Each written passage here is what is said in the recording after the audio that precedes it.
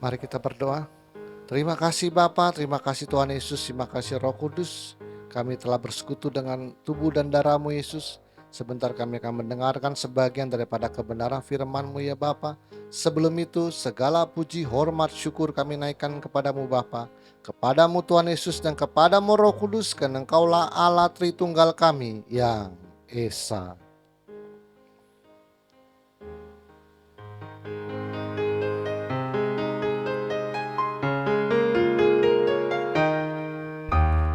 Hormat bagi Allah Bapa, hormat bagi anaknya, hormat bagi Roh penghibur ketiganya yang Esa. Haleluya, haleluya, ketiganya yang Esa. Haleluya, haleluya, ketiganya yang Esa. Ketiganya yang Esa, ketiganya yang Esa.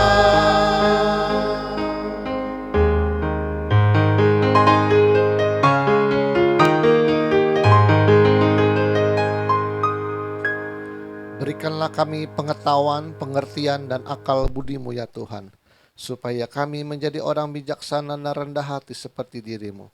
Urapi hamba-Mu pada saatnya Bapa, biar Engkau menjamah ya bibir hamba-Mu Roh Kudus, supaya apa yang hamba perkatakan menjadi kebenaran-Mu yang sempurna di akhir zaman ini Tuhan. Sembunyikan hamba-Mu di balik salib-Mu, biarlah Engkau semakin besar dan hamba-Mu semakin kecil.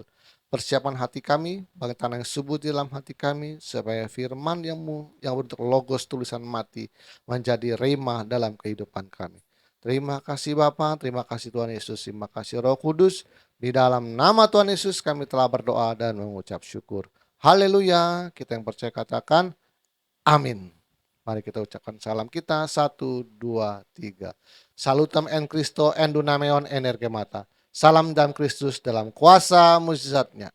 Amin. Silakan duduk. Shalom semuanya. Oke, sampai mana kita? Suami dan istri ibarat dua bunga dengan satu tangkai.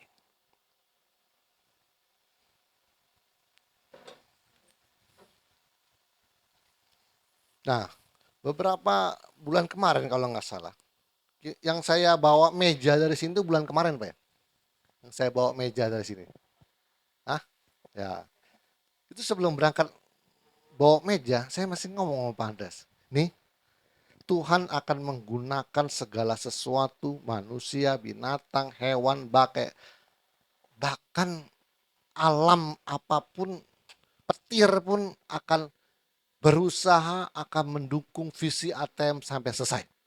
Jadi mau dari tumbuh-tumbuhan, mau hewan, mau manusia, sampai alam pun akan berusaha akan mendukung visi ATM sampai selesai. Didukung semua. Tahu nggak apa yang terjadi waktu saya bawa meja itu? Ngebut kan, bawa ke kampus. Sampai di Samsat kurang lebih 20 meter dari Samsat tuh yang bikin SIM tuh. Fan belnya putus tuh motor. Los. Oh, los. Nggak larik lagi rodanya. Fan belnya putus. Ya, ibarat kalau motor Supra itu rantainya putus. Ya. Gimana Pak? Kampus masih jauh Selindung. Oh masih di Samsat sini kok. Pas lewat pertigaan yang mau ke lapangan Merdeka itu. Bingung. Oh, saya minggir. Coba kalau Anda situ kalang kabut gak? Hari itu lagi mau praktek bisnis dagang. Mejanya ada sama saya. Ikat itu kemarin funbelnya putus. Mana masih jauh tuh Selin. Tiba-tiba ada orang nyamperin saya. Kenapa kok? Dia bilang, funbelnya putus. Oke, naik kok. Saya dorong pakai kaki.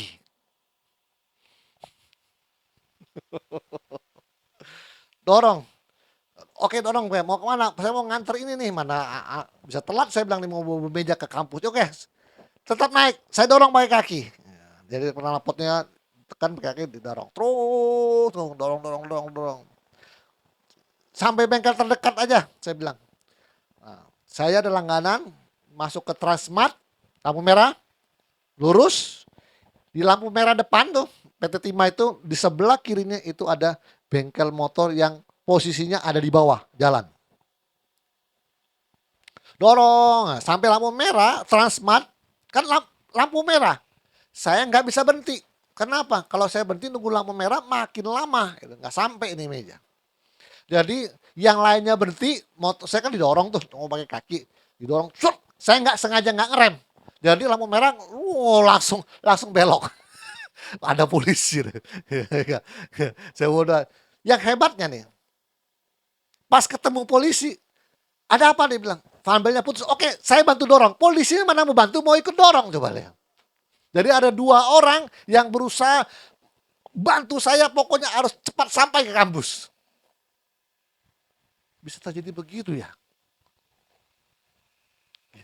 Saya langsung, wah gila.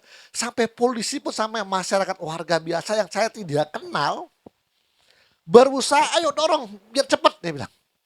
Lampu merah jadi saya didorong pakai kaki, lampu merah, saya tetap nggak rem, langsung saya belok ke kiri menuju selidung sana. Sampai di lampu merah, jadi dia yang dorong berhenti, nggak bisa, ada polisi soalnya, dia berhenti, saya aja ngelosnya nggak pakai mesin gitu, ngelos. Pas lampu merah, dia langsung ngebut, langsung ngejar saya, dorong lagi ke lampotnya, terus sampai lampu merah depan, lampu merah PT Timah sana. Sampai akhirnya kok sampai ya udah ada. Saya bilang gini, sampai jumpa lagi, kapan waktu kita ketemu lagi? Dia langsung tarik gas. Orang yang dorong itu.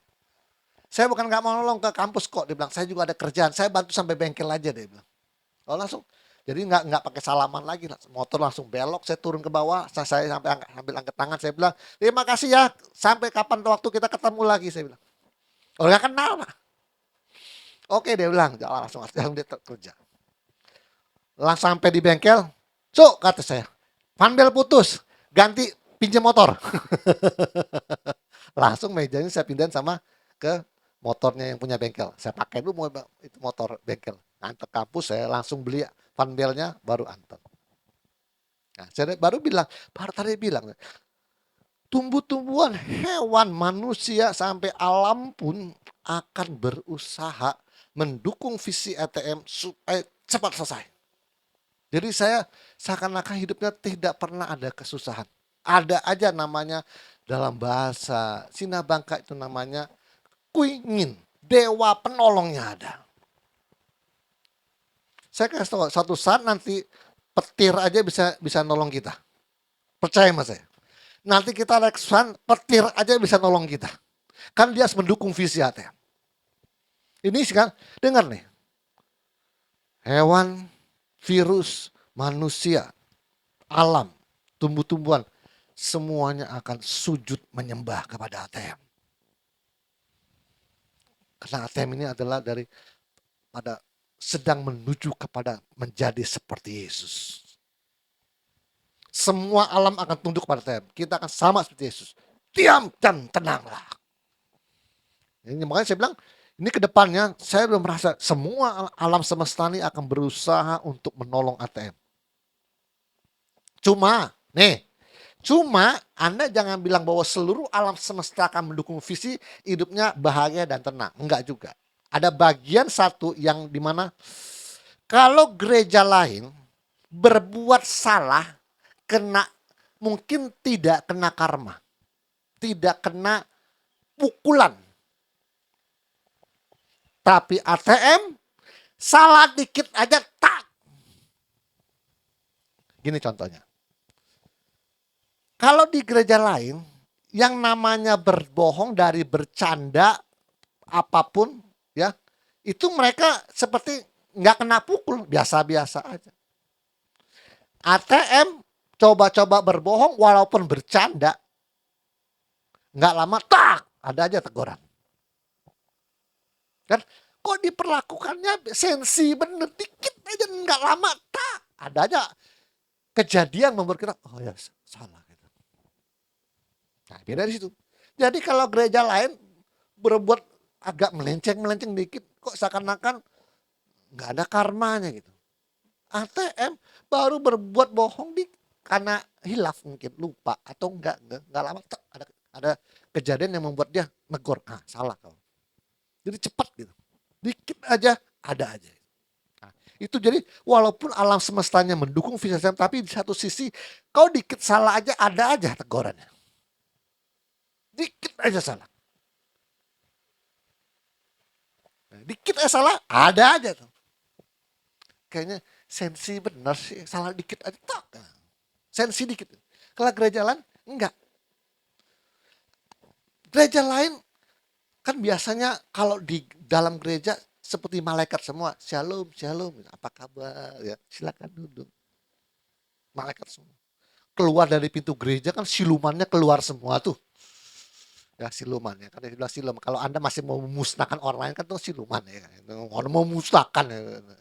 Nah, sama kalau ada gereja baru mungkin daya tariknya lebih bagus, khotbahnya lebih bagus, mungkin musiknya lebih bagus, terus banyak berbondong-bondong jemaat-jemaat gereja lain itu apa?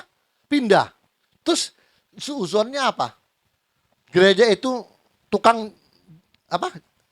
Rebut dombanya orang gitu. Itu kan sifat siluman itu. Semua mau dinegatifkan kan yang namanya gereja kan susah juga ya kalau Anda firmannya nggak bagus, pelayanannya nggak bagus ya nggak, terus dia pindah di sini dia bertumbuh secara rohani ya dia secara otomatis dia pindah sendiri bukan sengaja dibetot-betot suruh pindah ayo enggak. Jadi Anda punya sifat itu selalu suuzon sama gereja lain itu kan sifat siluman itu. Nah di ATM itu menangnya alam semesta mendukung visi, tapi satu sisi adalah salah dikit sensi dia. Alam pun akan negor kalian ya. Ya kan? Coba kalau ATM berlaku gereja yang ada, saya udah bilang di dalamnya seperti malaikat dalam gedung gereja, keluar dari gereja keluar siluman. Kan artinya ada satu kemunafikan. Jadi di gereja lain di luar perilakunya beda. Nah, coba sekarang diterapkan di ATM. Anda di gereja seperti malaikat terus keluar kayak siluman gitu. Saya kasih tau nggak lama petir, tail. Duh, langsung kalian, aduh ada apa ya? Tiba-tiba siang belum kok ada petir gitu. Kan langsung oh ya tadi baru bohong gitu. Gitu, ATM itu beda sensi dia. Alam semesta aja sensi dia sama-sama ATM itu. Kalau kamu di dalam gereja keluar dari siluman, lah tiba-tiba ada aja kejadian. Tak alam, entah tumbuh-tumbuhan, entah orang ngomong gimana gitu. Kejadian apa pokoknya ada. Pokoknya sifatnya mau negur kita dia itu. Sensi dia. Sensi sekali. Itu artinya apa? Kita sangat diperhatikan. Bukan hanya oleh tumbuhan, hewan, manusia, alam. Semua lagi sedang memperhatikan kita. Sensi semua dia sama kita. Perhatian ATM. Salah dikit tegor, salah dikit tegor. Gitu. Karena apa? Barang siapa tidak tahu kehendak tuannya, kan dia tahu kan? Artinya pengetahuan belum sampai tuh. Maka dia akan mendapat sedikit pukulan. Dikit, dia nggak tahu. Tapi barang siapa tahu akan kehendak tuannya, maka dia akan menerima banyak pukulan. Makin banyak diberi, makin banyak karena pengetahuan kau sampai. Kalau Anda bilang Anda tidak membunuh, tapi Anda di ATM melakukan aborsi, sebentar nggak lama kena tegur. Tapi kalau gereja lain melakukan aborsi, kayaknya nggak ada karmanya tuh. Biasa-biasa hidupnya. Coba ATM lakukan hal yang sama. Saya kasih tahu alam semesta ini negor nanti. Karena itu kau tahu kan bahwa aborsi itu membunuh. Kenapa kau lakukan? Pengetahuannya sudah sampai. Esensi dia. Nah, satu sisi memang seluruh alam semesta akan mendukung kalian. Suatu saat nanti di titik ya, di titik puncak ya, saya kasih tahu. Kalau engkau merasa kepanasan sangat panas, kasih tahu. Daun itu akan ngelundai nanti. Nih, ngelundai dia, merunduk dia. Menutupi engkau supaya engkau jangan terjaga dari matahari. Seperti Ayub. Seperti Ayub. Yang dimana pohon itu tumbuh untuk melindungi Ayub dari sengat matahari. Suatu hari, dengar nih, engkau akan mencapai itu. Pohon pun saking panasnya dia, kalau kau ada di bawah pohon itu akan merunduk, tiba-tiba menjadi lemes dia. Tangkai-tangkainya untuk melindungi engkau dari sengat matahari. Jadi bukan hewan, tumbuh-tumbuhan, manusia dan alam semesta akan mendukung visinya ATM. Emang jalannya lama, tapi itulah jalannya. Biarlah melalui penderitaanku ini aku dapat menolong orang lain yang mengalami penderitaan yang sama. Oke? Sampai mana kita?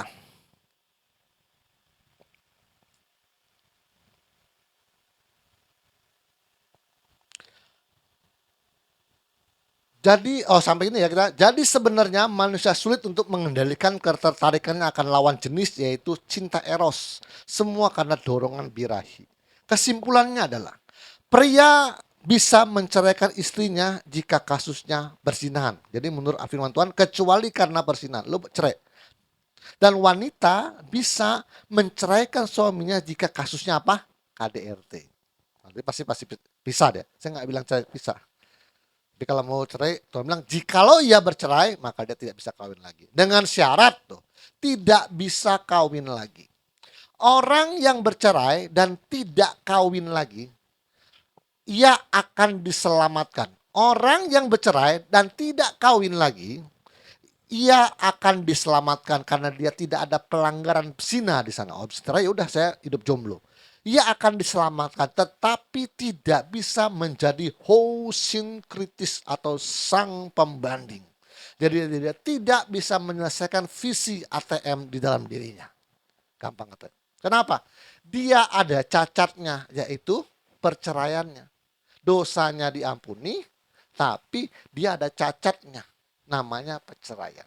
Perceraian itu cacat loh, ya. Orang yang bercerai itu cacat di dalam kesuciannya. Kan standar kesuciannya siapa? Tuhan. Tuhan bilang apa? Aku Tuhan yang membenci perceraian. Jadi waktu engkau melanggar apa yang Tuhan kasih undang-undang, perceraian aku benci, terus kamu bercerai, ya kalau kamu tidak kawin lagi, kamu diselamatkan. Tapi kamu tidak bisa mencapai visi ATM karena ada cacatnya. Orangnya tetap diselamatkan. Karena kalau itu sampai bisa mengikuti visi dari ATM, maka iblis akan cari celahnya itu. Tuhan, kau membenci perceraian, tapi dia cerai Tuhan. Tuhan jawab apa? Nggak bisa, Tuhan bungkam. Makanya daripada dia bikin masalah, diselamatin aja. Udah jangan, lu jangan ikut visi ATM lah, udahlah.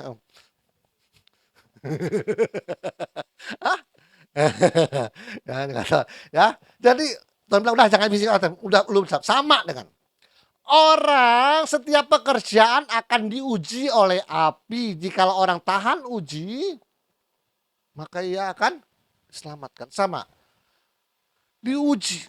Kau berbuat baik motivasinya apa?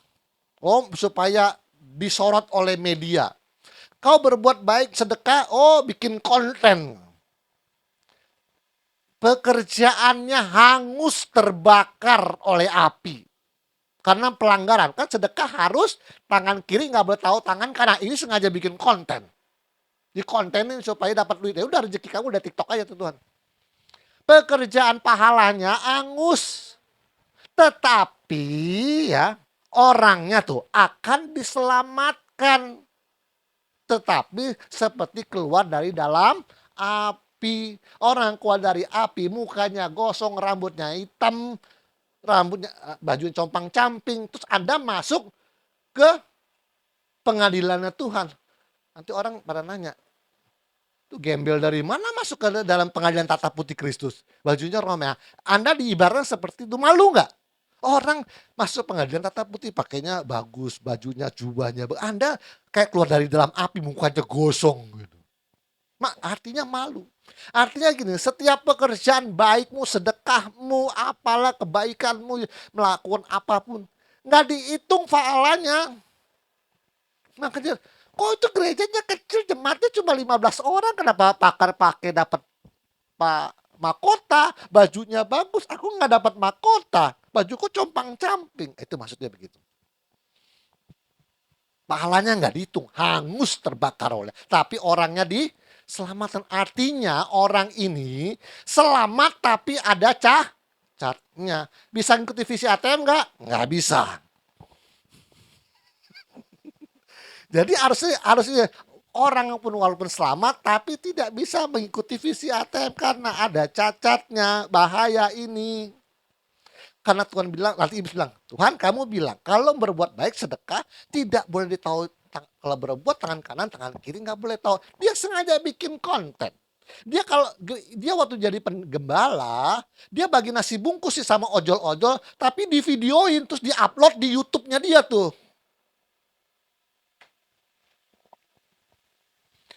Gereja ini kita sedang membagi kepada ojol-ojol 6.000 bungkus kontenin, upload di YouTube. Kan katanya tangan kiri nggak bertanggung tangan. Ini kenapa tangan kiri atas bawah semua tahu semua nih, orang direkam. Ini bukan hanya tangan kita, jempol kaki kiri kanan tahu semua Tuhan, kuping tahu semua. Kenapa di konten semua dunia tahu? Kenapa? Tuhan selalu pesan, Efata, terbukalah. Jangan katakan kepada siapa-siapa apa. Tuhan langsung pesan apa? Jangan ngomong ke siapa mana. Tapi orangnya nggak tahu ngomong kemana. Siapa yang menyembuhkan kau? Tadinya kan kau buta. Itu, orang itu, Yesus. Itu, Yesus yang menyembuhkan saya. Kesebarlah Yesus. Akhirnya dicari-cari orang, dia kemana-mana diikutin. Gitu. Tuhan selalu pesan, jangan ngomong ke siapa-siapa. Setiap dia menyembuhkan orang, dia selalu pesan, jangan ngomong ke siapa-siapa. Kalau kita, mari yang sakit, yang punya masalah, maju ke depan biar saya doakan. Sengaja dipanggil. Kan? Itu ada cacatnya. Nggak bisa menjadi hosin Kristus sang pembanding. Ada cacatnya, bahaya itu. Bahaya. Karena iblis akan membandingkan antara aturan Tuhan dan praktek orang itu. Kalau orang itu prakteknya masih terjadi pelanggaran, nggak bisa. Bahaya itu. Oke, terus. Manusia sama dengan pekerjaan yang terbaik. Oh, sama udah ya. Sama dengan pekerjaan yang baik yang terbakar. Karena motivasinya hanya adalah ria. Tahu nggak ria? Dosa ria. Dosa ria itu adalah kalau kita berbuat baik, seluruh dunia mau tahu itu. Orangnya diselamatkan tapi seperti keluar dari dalam api.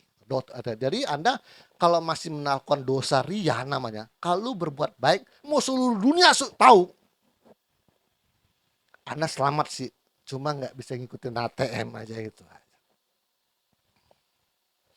Manusia bercerai karena ketegaran hati atau kekerasan hati.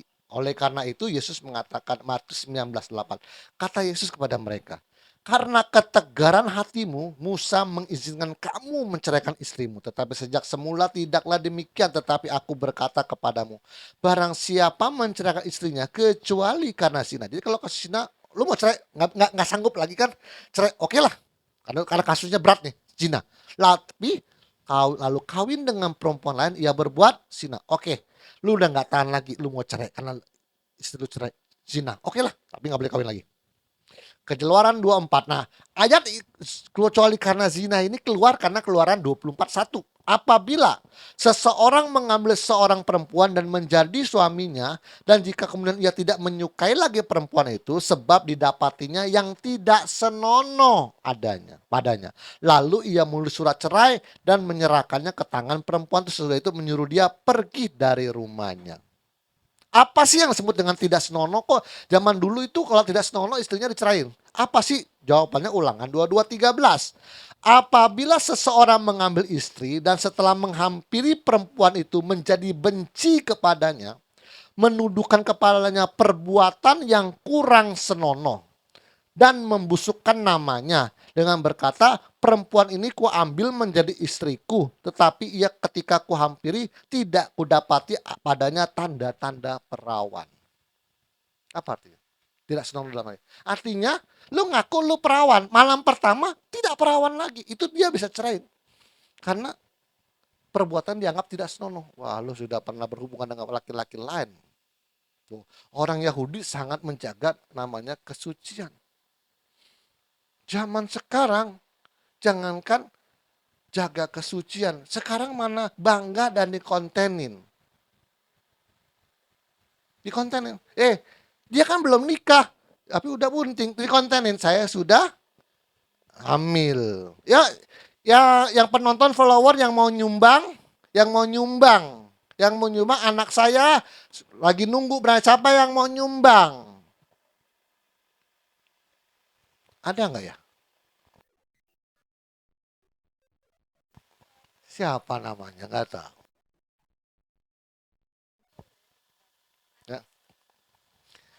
Ya, hamil nggak tahu lakinya siapa. Dia sih tahu, cuma dia nggak nyebut. Cuma bilang saya hamil, ayo follower aku yang mau nyumbang karena anakku perlu biaya susu, popok. Ayo siapa yang mau nyumbang? Zaman dulu orang sangat menjaga kesuciannya.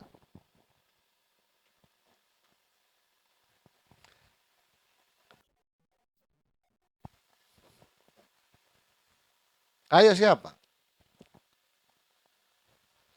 Nah, sengaja minta sumpah.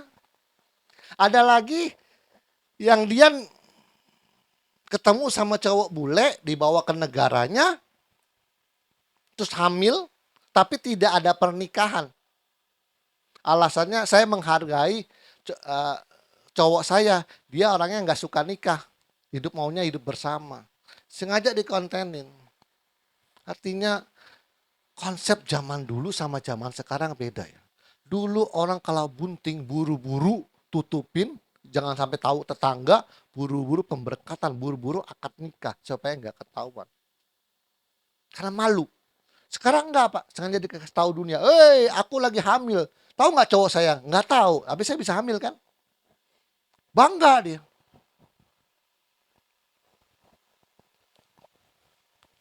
Ya kan?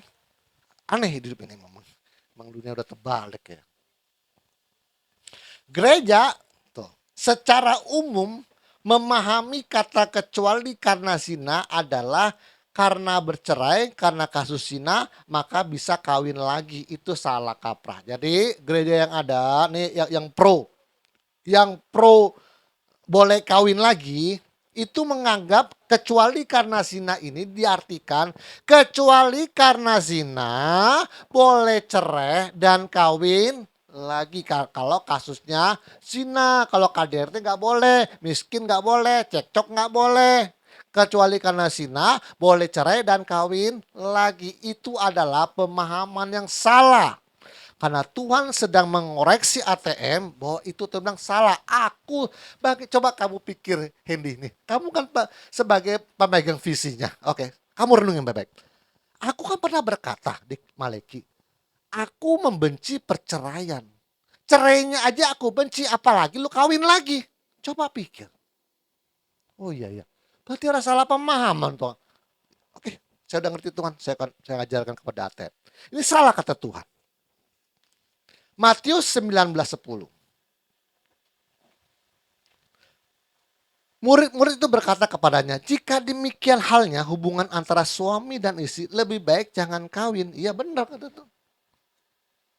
Kalau memang kasusnya bersina, terus Nggak boleh kawin lagi, ya lebih baik nggak bisa kawin lagi. Kalau Tuhan, kalau umurnya dia waktu cerai, lakinya umur 27, perempuannya umur 25, terus dia cerai Tuhan. Gimana Tuhan? Masih muda nih. Haruskah saya menunggu dia mati Tuhan? Saya umur masih 25, suami saya umur 27, saya cerai. Anggaplah bukan kasus zina, apalah yang nggak cocok atau mau KDRT terserah, yang penting cerai.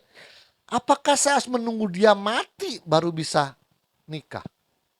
Umur saya masih 27 Tuhan. Masih cantik-cantiknya Tuhan. Yang Tuhan bilang, aku duda keren Tuhan. Aku punya mobil Fortuner. Tidak ada gadis yang tidak mau sama saya Tuhan. Saya duduren, duda keren. Umur 27. Masa saya nunggu dia, Pak, istri saya mati baru saya boleh kawin lagi? Kalau dia nggak mati, mati sampai umur 70 gimana? Gimana Tuhan? So, istrinya bilang, Tuhan, saya ini janda sih, tapi saya masih cantik umur 25, janda 25 kayak gadis. Masa saya harus nunggu laki saya mati baru saya bisa kawin lagi? Kalau dia nggak mati-mati umur 70 gimana Tuhan? Kecantikan saya udah peot Tuhan. Pusing ya. Itulah akhirnya orang bilang, bodoh amat lah, gue mau kawin lah, bodoh amat lah sama peraturan Tuhan. Oke.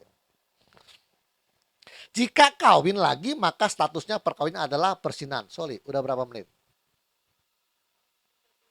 Tuh, kan udah ini terakhir. Jika kawin lagi maka statusnya perkawinan adalah persinahan.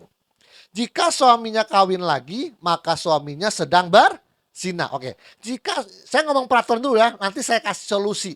Tuhan juga ada kasih saya renungan. Gimana sih solusinya? Oke. Ini saya ngomong peraturan, kalau melanggar pokoknya dihukum gitu. Saya ngomong peraturan dulu.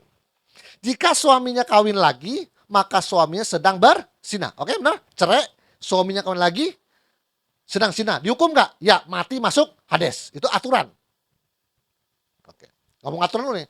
Jika istrinya kawin lagi, maka istrinya sedang berzina. Mati masuk Hades. Jika dua-duanya sudah kawin lagi, nah, maka statusnya dua-duanya berzina. Maka yang mati duluan masuk Hades. Benar kan nih? Dua-duanya kawin cerai, dua-duanya kawin lagi. Sama-sama statusnya orang berzina dong. Oke? Salah satu mati, yang hidup selamat. Kenapa nih? Ya. Yang mati duluan masuk Hades. Yang hidup lepas dari keterikatan. Artinya perkawinan dia yang kedua tidak zina. Karena kan istrinya mati. Jadi kayak main gambling ya, main judi ya. Kita sama-sama kawin, nunggu siapa yang mati duluan. Yang mati duluan ke Hades. Yang hidup selamat ya, masih sempat Tuhan bertobat Tuhan. Tobat Tuhan, istriku sudah mati, sekarang aku mau bertobat. Itu bisa emang bisa. Tapi ya mudah-mudahan pasangan lu mati cepat, kalau bisa lu sumpahin cepat mati ya. Kalau nggak kalau nggak mati-mati nih repot nih ya. Ini dua-duanya zina. Oke. Jika dua-duanya kawin lagi, maka status dua-duanya berzina. Maka yang mati duluan masuk Hades. Pasangannya yang masih hidup, statusnya tidak terikatan perzinahan lagi, tapi harus bertobat. Makanya yang hidup saya bilang ada harapan selamat. Yang mati duluan itu ke Hades. Saya ngomong peraturan, nanti saya kasih solusi. Masalahnya adalah selalu dikomplain.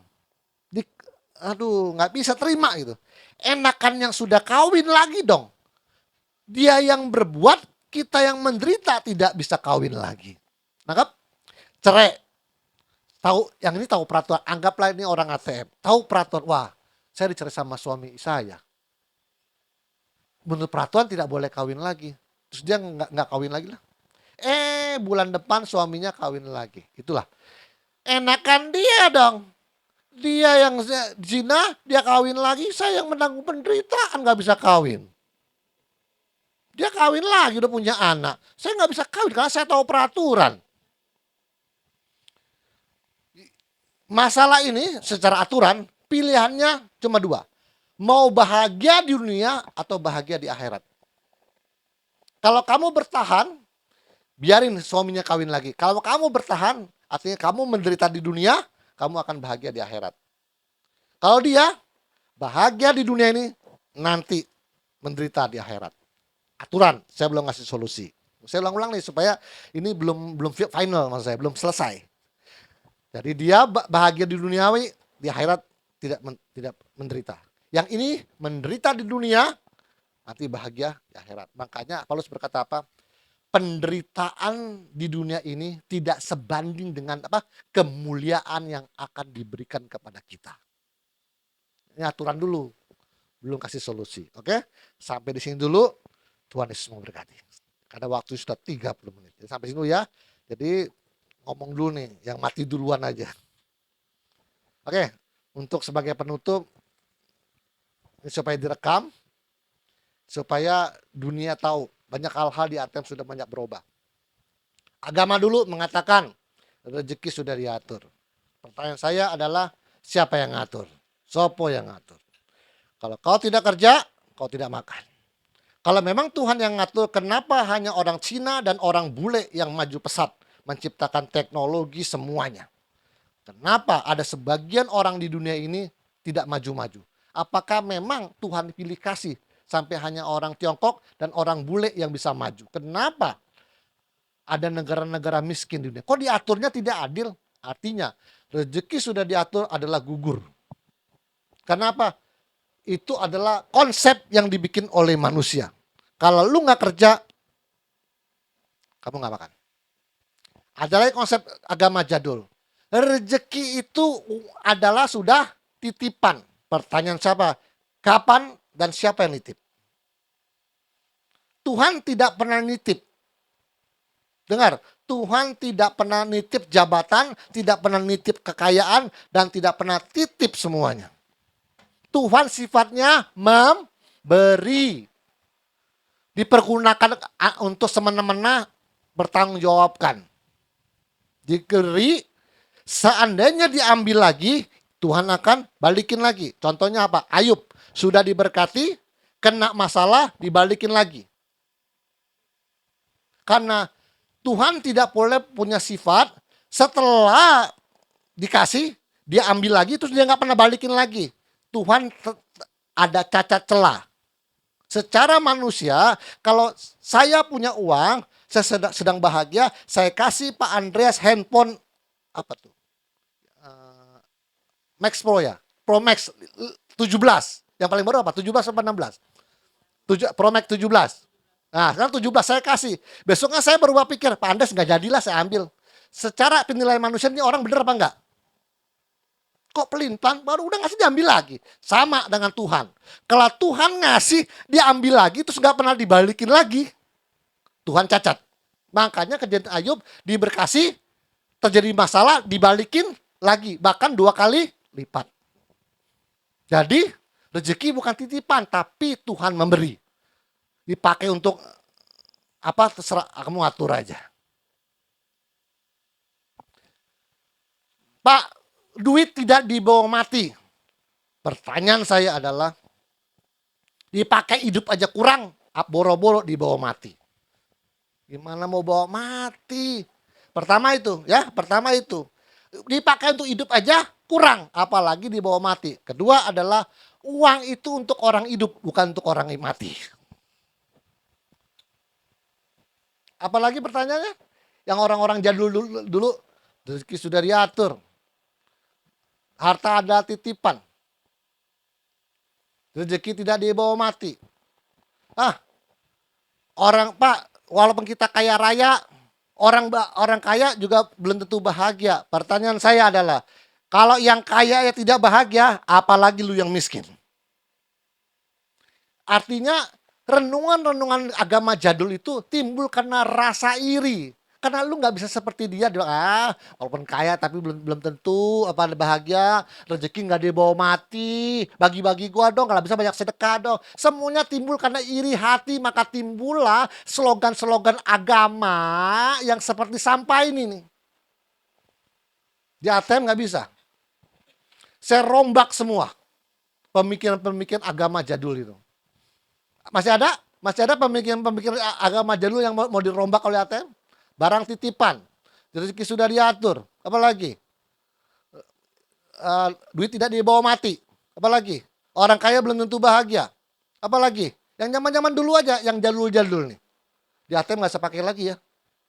Di ATM prinsip baru, Meo Chen meyung, nggak ada duit, nggak ada guna. Lu ngaku baik hati, suci hati, jujur, tidak pernah bohong Pak. Saya tanya, punya duit? Enggak. Bagaimana kau berbuat baik? Kau ngaku orang baik. Orang tuamu sakit aja kau tidak bisa bawa ke rumah sakit. Ngaku orang baik.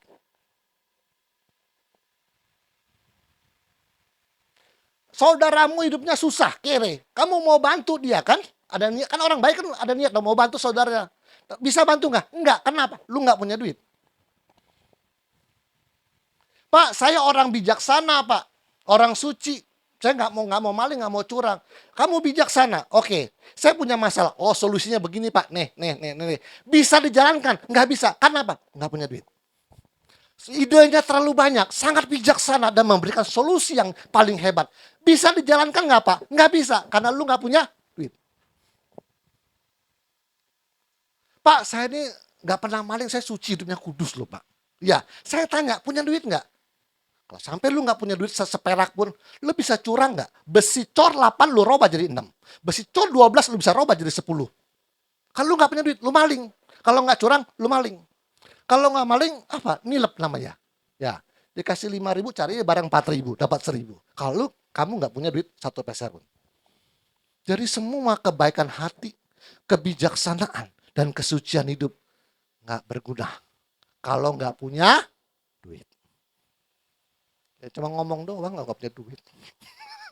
Artinya, dengar nih, semua apa yang pernah diomongkan manusia, semuanya adalah bohong kalau tidak punya duit. Pak harus gini-gini itu Pak, gini. Tanya dulu, ada duit apa enggak? Bohong kan? Kalau ada duit, semuanya jadi benar. Artinya, uang adalah Tuhan semua umat manusia. Bisa lolos nggak ATM dari ini? Harusnya bisa. Harusnya bisa. Dengar nih, seluruh dunia. Tuhan, uang adalah Tuhan semua umat manusia. Saya tidak peduli agamamu apapun. Pertanyaan saya, ATM bisa lolos enggak ini? Kalau nggak bisa lolos, jangan ngomong visi lagi. Mendingan kita makan-makan. Tuhan Yesus memberkati. Terima kasih Bapa, terima kasih Tuhan Yesus, terima kasih Roh Kudus, hamba-Mu telah selesai ya Tuhan. Kumpulkan kami minggu depan dengan tubuh yang sehat, berikan kami tubuh yang sehat, walafiat Tuhan, seperti firman-Mu Tuhan. Bahwa kami, jika kami mentaati firman-Mu dan melakukannya dengan setia, maka Engkau akan menjauhkan kami dari penyakit-penyakit yang pernah Engkau timpakan di Mesir. Terima kasih Bapa, terima kasih Tuhan Yesus, terima kasih Roh Kudus. Di dalam nama Tuhan Yesus kami telah berdoa dan mengucap syukur. Haleluya, kita yang percaya katakan, amin. Tuhan Yesus memberkati.